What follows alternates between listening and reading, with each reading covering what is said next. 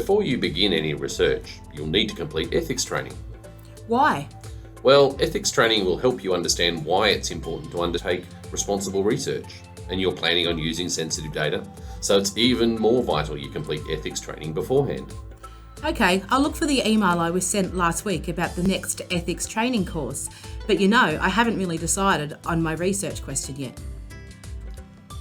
Imagine that you wanted to study children within the juvenile system. This is a vulnerable cohort, and you want to make sure you de-identify this sensitive data.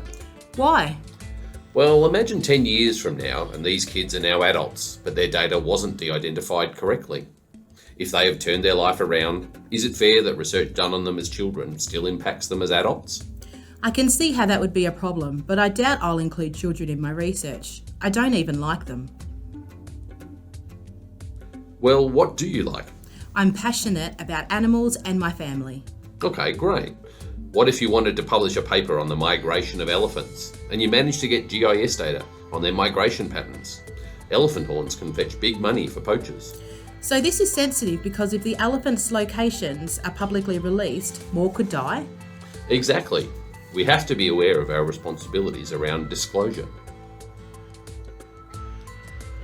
You also mentioned you're passionate about family. Now, you come from a small Indigenous community, right? Yes, there were less than 5,000 people in our whole town and most were Indigenous. If you were to have access to health records from your local hospital and your research outlined demographics such as race, age and sex, would it be easy for someone to know who your research was about if you were from that town? Yes, it would, and some of our mob already have a distrust of the health system, so they would not be happy if their personal information was shared like that. We have to be very careful when using sensitive data in our research. So I hope you can see why we have to make sure we understand our responsibilities as researchers. I will definitely do the ethics training, but I feel like you've made me understand so much more about sensitive data.